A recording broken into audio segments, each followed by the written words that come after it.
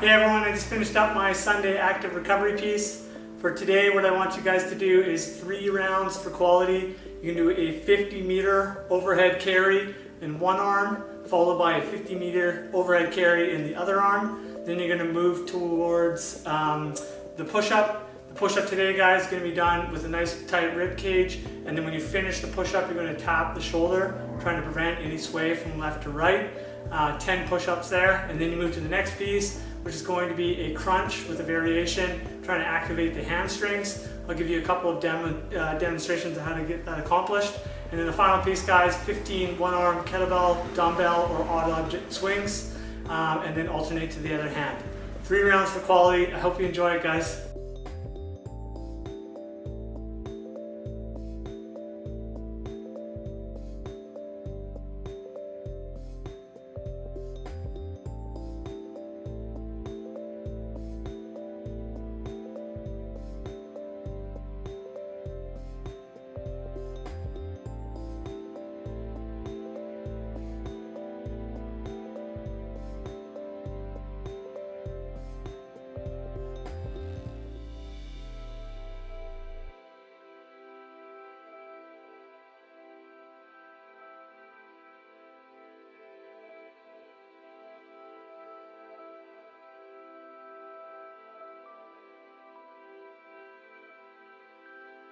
A couple of quick tips and points of performance. On the overhead carry today, guys, I'm going to focus on having those ribs down and the arm at full lockout. So ribs down nice and tight, ass gets tight, arms at full lockout, no bend in the elbow.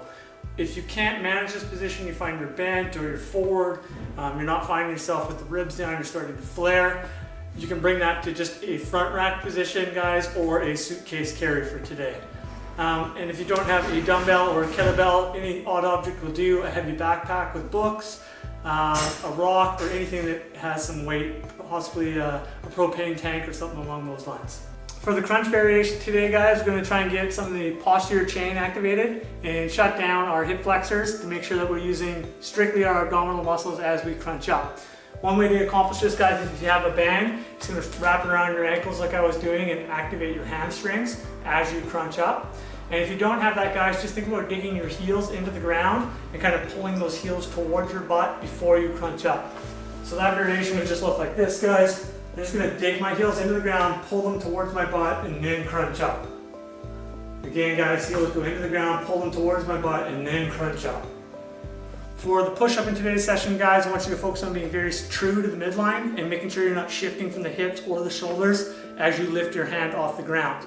We obviously, when you do the push-up, you can stagger your feet ever so slightly to make it a little easier. The closer your feet are together, the harder it is to not stagger that weight as you lift the shoulder off the ground.